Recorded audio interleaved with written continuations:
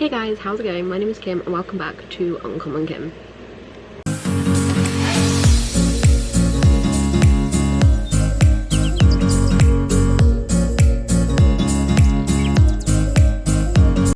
So today is like the last day of July. Bit mental.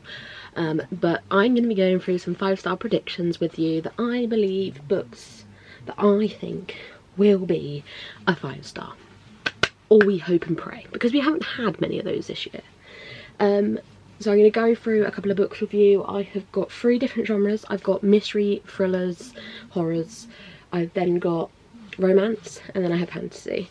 And I'm just going to go through each genre basically and just talk you through why I think they'll be 5 stars. For me personally, reason I'm doing this is because if you didn't know, in August we have Battleathon, and in Battleathon the way you earn points is through your star ratings.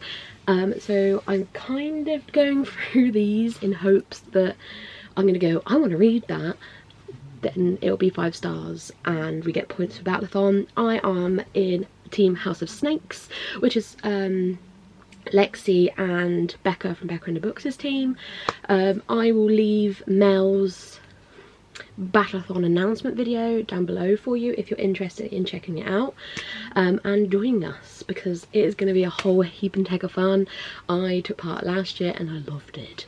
But just to talk about the elephant in the room, I have fractured my foot. I fractured my foot on Sunday when I was out in Bath, literally walking along, and my foot just decided to go woof.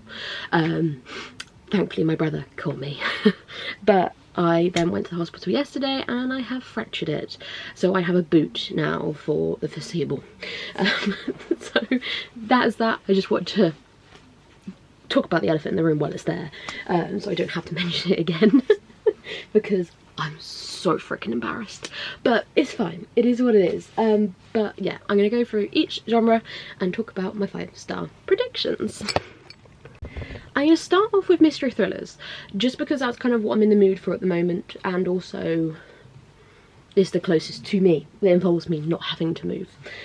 So the first book I'm going to talk about is A Curious Beginning by Diana Rayborn, which is the first book in the Veronica Speedwell mystery series.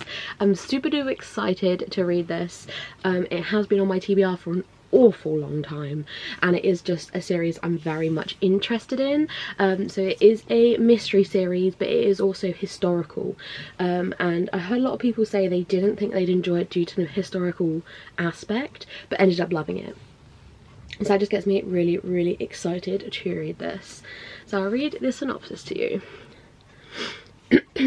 After burying her spinster aunt, the orphaned Veronica Speedwell intends to resume her world travelling in pursuit of scientific inquiry and the occasional romantic dialysis? As familiar with hunting butterflies as she is with fending off admirers, Veronica wields her butterfly net and a sharpened hat pin with equal aplomb. But fate has other plans, as Veronica discovers when she thwarts her own abduction with the help of an enigmatic German baron with ties to her mysterious past. The baron offers her sanctuary in the care of his friend Stoker, a reluctant natural historian as intriguing as he is bad-tempered. But before the baron can reveal his secrets, he is found murdered. Veronica and Stoker are forced to go on the run, wary partners in search of the villainous truth. I am really excited to read this. I just feel like it's going to be quite cozy, cute mystery vibes, which is something that I do love, and I think I will enjoy the historical aspect to it, because I enjoyed Stalking Jack the Ripper by Kelly Maniscalco, and I feel like this is going to have very similar vibes, as that was mystery with historical in there as well. So very, very excited to read this one, and I do think it will be a 5-star. I don't know if it will be a 5-star series, as it is quite a big series. I believe there's 9 books, and sometimes series vary throughout, but I do think this first one will be a 5-star for me. The next one is The God in the Woods by Liz Moore. So this is the Literary Dead book club pick for September, I believe, and I'm super stoked because I pre-ordered this and then saw that Kayla from Books and Lala announced it as a Literary Dead book club pick, and it made me so excited because I fell in love with this just based off of the synopsis. So I am really excited to read this one. So I will read the synopsis for you. Some said it was tragic what happened to Van Laas. Some said the Van Laas deserved everything they got, that they never thanked the townsfolk who stayed out all night in the freezing forest trying to find their son who had gone missing from the mansion in the hills. Some said there was a reason it took the family so long to call for help, that they knew what happened to the boy. Now, 14 years later, their teenage daughter has gone missing in the same wilderness as her brother. Some say the two disappearances aren't connected. Some say they are. I just feel like it's just going to be a really easy read, to be honest. It is quite big. Like, it's nearly 400 pages, which is quite long for a mystery thriller, I would say, personally. Yeah, 430 pages. That is quite long for a mystery thriller, so I hope it doesn't drag, but I do still think it'll be quite intriguing. And I'm hoping we'll get like a lot of backstory, but a lot of current plot, maybe dual timelines. I have no idea, but I am just really excited to read this one, and I feel like the synopsis doesn't give an awful lot away, so literally anything could happen, which is a vibe.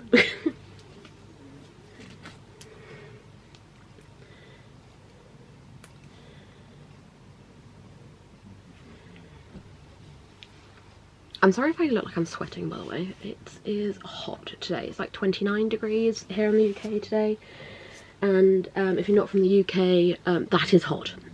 And also, it's a different kind of heat here. It is muggy and sticky and sweaty, and it's not a vibe. And the last mystery thriller I have to share with you is The Gathering by CJ Tuda. This is CJ Tuda's new release, and if you didn't know, I'm a CJ Tuda stan. I will read anything this woman produces. I have loved everything this woman has produced. Pretty much given everything 5 stars. They say she's like the modern day female Stephen King, so if that sounds like something you're interested in, bloody check this woman out. I love her. So I believe this is to do vampires. In a small Alaskan town, a boy is found with his throat ripped out and the blood drained from his body. The brutality of the murder chillingly echoes a killing from 25 years ago. Out-of-state detective Barbara Atkins is brought in to assist the sheriff, Jensen Tucker, who investigated the original case. However, the inhabitants of Dead Heart believe they know who is responsible. One of the nearby vampire colonies who live in an old mining settlement deep in the mountains. Barbara is under pressure to authorise a cull of the entire colony, but the evidence doesn't stack up. People are lying, and the more Barbara and Tucker delve into the Dead Heart's history, the darker the secrets they uncover. As the snow thickens and the nights grow longer, another teenager goes missing and body parts are found. Time is running out for Barbara and Tucker to find the truth. Are they hunting a cold-blooded murderer or a bloodthirsty monster? And which is more dangerous? Oh my god, I've just discovered like this. Sorry. I am so excited to read this. CJ Tuda was what got me into mystery thrillers. The first book I ever read that was a mystery thriller was The Other People by CJ Tuda, and then from there I've just read The Chalkman and everything else this woman has brought out. The Drift, stunning book. And The Drift was a 5-star. I do remember The Drift being a 5-star. The Other People was a 5-star as well. The Chalkman was a 5-star. No, I think Chalkman was a 4, I think. So I'm hoping The Gathering is going to be a 5, and also maybe vampires. Maybe. Which is always a vibe in my eyes. Anything that makes it a bit more spooky, I'm all for. Hopefully I definitely will read this year. If I don't read it in August, definitely going into September, October time for spooky season, I will definitely be picking this up. I'm going to now go through romances, just because I feel like they're a romance is a romance book, let's be honest. They all mainly have very similar plot lines. So I'm going to go through those, and then we'll go through fantasy.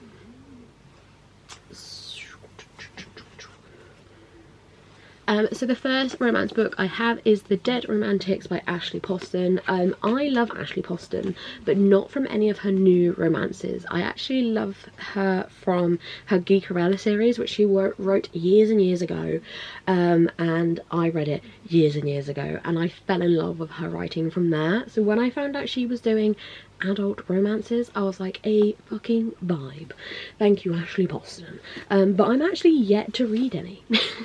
Just because I haven't had a chance to be perfectly honest. But I am so excited to hopefully get to this one, and I do 100% think it'll be a 5-star for me. I may even get to it in August, as we do have the Literature Readathon hosted by Steph. I will also leave Steph's Readathon announcement link down below if you're interested in taking part with us. It is going to be a whole heckin' load of fun. We did it back in February and it was so much fun. I loved it, so I'm really excited to be taking part in that again, and hopefully I will read an Ashley Poston. Who knows? I haven't actually figured out my TBR yet, so, but you will have a TBR coming from me very soon for the Literature Readathon, so keep your eyes out for that. So I read you the synopsis. Florence Day is a ghostwriter with one big problem. She's supposed to be penning swoon-worthy novels for a famous romance author, but after a bad breakup, Florence no longer believes in love. And when her strict but undeniably hot new editor, Benji Ander, refuses to give her an extension on her book deadline, Florence prepares to kiss her career goodbye. When tragedy strikes and Florence has to head home, the last thing she expects to see is a ghost at her front door. Not just any ghost, however, but the stern form of her still very hot, yet now unquestionably dead, new editor. As sparks start to fly between them, Florence tells herself that she can't be falling for a ghost, even an infuriatingly sexy one. But can Benji help Florence to realise love isn't dead after all? I'm just super excited to read this, and I've heard only but good things across the board, to be honest.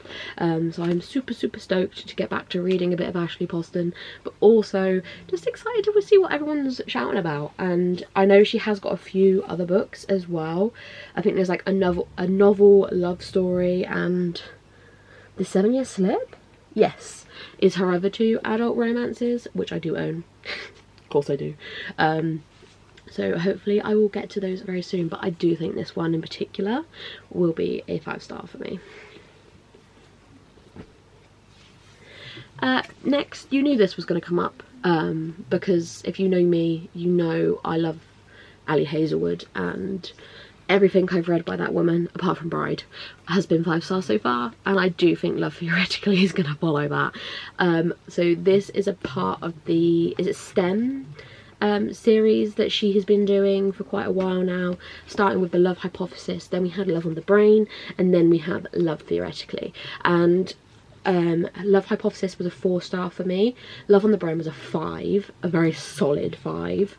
And then I read Bride, and that was a 4.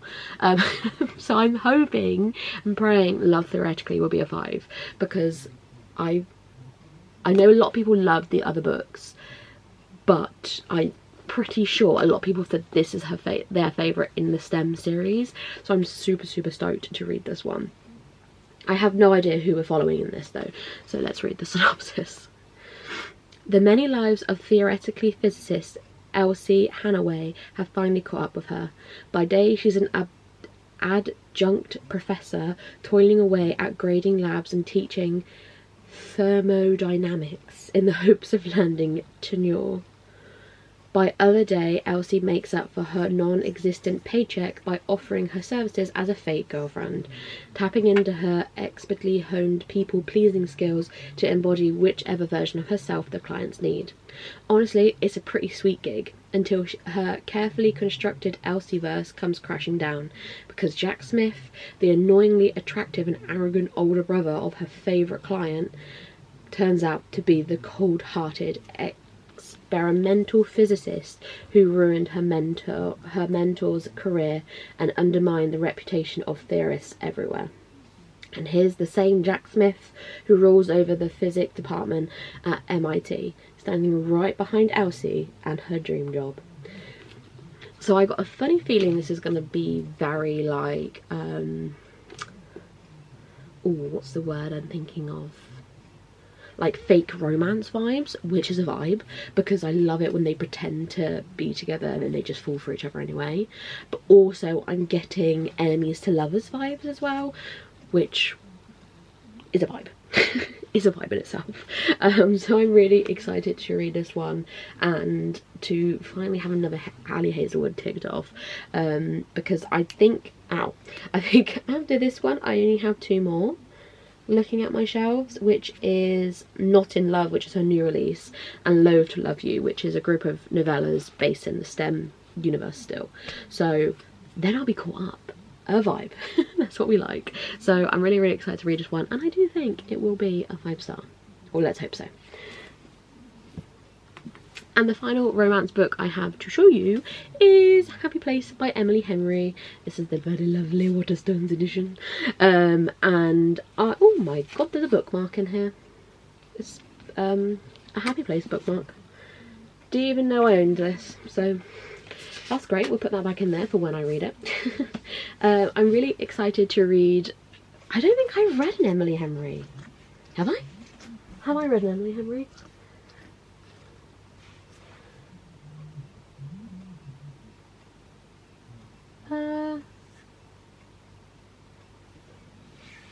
No, I've never read an Emily Henry before. Interesting.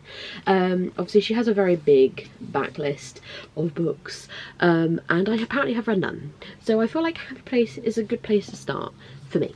I do own You and Me on Vacation, which would be quite a good book to read for summer vibes, so maybe I could get round to that for Literature Book Club.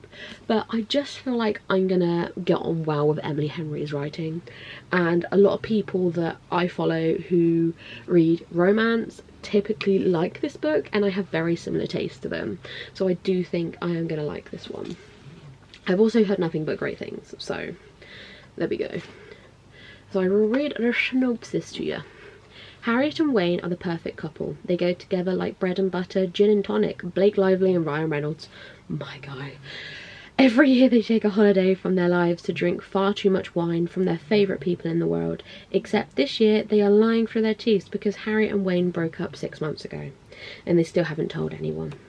But the cottage is for sale, so this is the last time they'll be here together. They can't bear to break their best friend's heart, so they'll fake it for 1 more week. But how can you pretend to be in love and get away with it in front of the people who know you best? It just sounds fun. It's again a fake dating trope, and it just sounds like a whole load of fun. And the fact that they've been together before and they're now faking their relationship, I just feel like it's going to be really cute and wholesome, and also holiday vibes. So again, I could read this for literature as it has got holiday vibes, and summer vibes on the cover with a swimming pool. So what a vibe.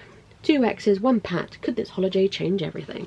Who knows? All I know is I think it'll be 5 stars. I honestly do believe Emily Henry will become like a new favourite author of mine in like the romance genre. So yeah, what a vibe. Okay, I have 4 more books to show you, all of which are fantasy, and they're very different fantasy. So we have cozy fantasy, we have epic fantasy, we have fantasy romance, and then I don't really know what to count this other one, but we have fantasy. But I thought there is so much fantasy I read, I might as well have one from each type of fantasy that I read, if that makes sense. So I'm going to start with the one that I don't really know what genre it comes into. I would say it's cozy. Are you cozy? I'm going to say it's cozy. And that is A Wizard's Guide to Defensive Baking by T. Kingfisher. I read Nettle and Bone by T. Kingfisher, and I really enjoyed it. It was a 4-star for me, I believe, but I've heard nothing but great things about this one. The cozy vibes. I know a lot of people read it for Bree's readathon for last month. I can't remember what it's called, just due to it having won quite a lot of awards by the looks of things, but I just feel like it's got those cozy vibes that I do love, so I am really excited to read this one. It also just seems like quite a short read, so it's just under 300 pages, and I just feel like it's going to be short, quick, fun time. So I shall read the synopsis to you. 14-year-old Mona isn't in the wizards charged with defending the city. Wait, start again. 14-year-old Mona isn't like the wizards charged with defending the city. She can't control lightning or speak to water. Her familiar is a sourdough starter, and her magic only works on bread. Fucking hell. She has a comfortable life in her aunt's bakery, making gingerbread men dance. But Mona's life is turned upside down when she finds a dead body in the bakery floor. An assassin is stalking the streets of Mona's city, preying on magic folk, and it appears that Mona is her next target. And in the embattled city, suddenly bereft of wizards, the assassin may be the least of Mona's worries. So actually, I would say it is a fantasy mystery. Cozy fantasy mystery is what I'm going to count this genre as, but it sounds really freaking cute. I love that her familiar is a sourdough starter and that she makes gingerbread men dance, and I love the mystery aspect, and I'm super excited to read this one. I may even try and get to this one in August for Battleathon, just because I think it would be a really good quick read for that, but also I do think it would be 5 stars. I can't wait. Oh my god, it says siege, sorcery, and sourdough. Can't beat sourdough. I do love a bit of sourdough bread. Bloody beautiful. But yeah, this is definitely going to be a 5-star. And if it's not, I'm going to be extremely disappointed. And I'm probably never going to read Kingfisher again, because I need this to be a 5-star. Next we have Emily Wilde's Encyclopedia of Fairies by Heather Hachet. Everyone and their nan has loved this book recently, and I do think I'm going to be a part of that. I was going to make a joke about death then, but I'm not going to do that because I think it's a bit far. I hate my sense of humour so much. But everyone has been loving this recently, and I just think it's about time I jumped on that bandwagon. Don't get me wrong, there is quite a few people I know of that didn't enjoy this, but I am a cozy fantasy stan, and I think this is going to be my shit. So I will read the synopsis to you. So Emily Wilde is good at many things. She's a genius, scholar, and a malicious researcher who is writing the world's first encyclopedia of fairy lore. But Emily Wilde is not good at people. Me too. So when she arrives in the hard-scrabble village of, I cannot pronounce that, Haranzafik, Emily has no intention of befriending the gruff townsfolk, nor does she care to spend time with another new arrival, her insufferable, dashing rival, Wendell Bramley. But as Emily gets closer to uncovering the secrets of the hidden ones, the most elusive of the fairies, she also finds herself on the trial of another mystery.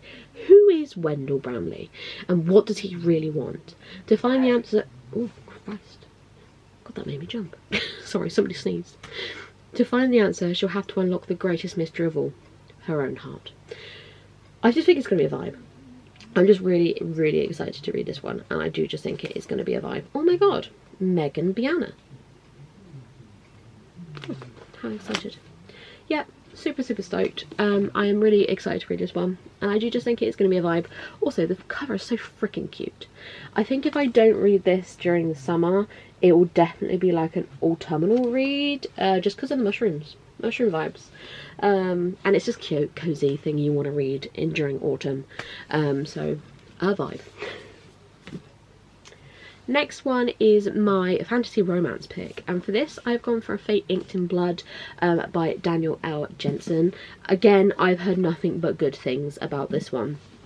I know Steph from Steph Loves loved it, and I'm pretty sure a lot of other people have really enjoyed this one as well. This is the Fairy Loot edition that came out in February. It is freaking stunning, and really cute. I just want a vibe, you know. I just think it's going to be a vibe. Norse-inspired fantasy romance, our heroine Freya possesses a drop of goddess's blood. She is desperate to prove her strength and unite a fractured nation, all whilst resisting her forbidden attraction to the king's son. So yeah, we got fantasy romance vibes. I haven't really been in a fantasy romance mood this year. I've had a really, like, the genres that I've kind of gone through this year has been really up and down. Like, I've been set on one genre and nothing else can change that. So I'm hoping maybe this might trigger my fantasy romance genre time, because I've got so many I want to read, but I'm just not in the mood, so I just haven't read them. Born in fire, chosen by the gods, it was foretold she would unite a nation, but unfated weave their own destiny, even if that is what they want is forbidden, and she wants him. What a vibe. I just feel like I need to read a fantasy romance and I'll just be instantly in the zone. This could be one I read for literature, just as it has got romance in it, and I'm going to count fantasy romance for literature reads on. So we will see. We can only but hope that I will be in a good enough mood to read this. Because I feel like it is one of those books where you've got to be in the right headspace to read it, but we'll see. And the final book is an epic fantasy, and that is The Will of the Many by James Isington. I believe that's how you pronounce it. It is a chonker. I haven't been in my epic fantasy mode this year. I had a massive streak of it last year, and I read so much epic fantasy last year, but this year it's just not been here. It's just really not. I've been mood reading a hell of a lot this year, I think, and do you know what? If that's what my head needs, it's what my head needs. If it keeps me going, it keeps me going. If it makes me reach my goal by the end of the year, I can't give a shit. But as we know, but I would really like to get to this one because it's so hyped, and I'm sure he'll have another one come out next year, and then I'll be really behind, and then I really can't be asked. So hopefully I will get to this one. I have no idea what this is about. Oh, cute map. At the elite academy, a young fugitive uncovers layered mysteries and world-changing secrets in this new fantasy series by an international best-selling author, James Isington. So I believe it's set at school then, I'm guessing from that. I tell them my name is Viz. I tell them I was orphaned after a tragic accident 3 years ago, and that good fortune alone has led to my acceptance into their most prestigious school. I tell them that once I graduate I will gladly join the rest of the civilized society in allowing my strength, my drive and my focus, and what they call will, to be leached away and added to the power of those above me, as millions already do, as all must eventually do. I tell them that I belong and that they believe me. But the truth is that I have been sent to the academy to find answers, to solve a murder, to search for an ancient weapon, to uncover secrets they may tear the Republic apart. But that will be that, and that I will never ever cede my will to the empire that executed my family. To survive though, I will still have to rise through the continue to the backflap. Oh, academy ranks. I will have to smile and make friends and pretend to be the one and the win. Because if I cannot, then those who want to control me, who know my real name, will no longer have any use for me. And if the hierarchy finds out who I truly am, they will kill me. Sounds great. I love the school vibe in an epic fantasy, to be fair. I really love the Poppy War, the first book. Due to the school aspect of that, and there's also like a murder mystery in this, which is also a fucking vibe. I love that kind of thing in my epic fantasies. If you put a murder in there, a vibe. School settings, a vibe. They're like my what would we call them? Trigger words? No, I don't know. I know what I mean in my head, but if I see that in a synopsis, it's what pulls me to a book. But I'm super excited to read this one, and I do think it will be a 5-star. It's again just being in the mood to read it. But yeah, that is 10 5-star predictions from me across a few genres. I'm really hoping I'll get to read some of these before the end of the year, if not all of them, and maybe even read some in August for Battleathon. So don't forget to come join us in Battleathon if you are interested. You don't have to join my team House of Snakes, but if you do, you're a living ledge. But there are other teams you can join as well, but I'm not going to tell you about those because I want you to join House of Snakes. But I also just wanted to quickly say thank you guys so much. I've just recently hit 300 subscribers, which is a tiny bit insane, and I'm just really appreciative of everyone tuning into my videos or commenting or DMing me or any of the above, I really do appreciate it. You guys have helped me so much this year in terms of everything. My mental health has been shite, but doing this and having people enjoy that has really helped me, so I just wanted to say a massive thank you. But I will see you all very soon for another video. Like and subscribe if you are new, and I'll see you very soon. Bye.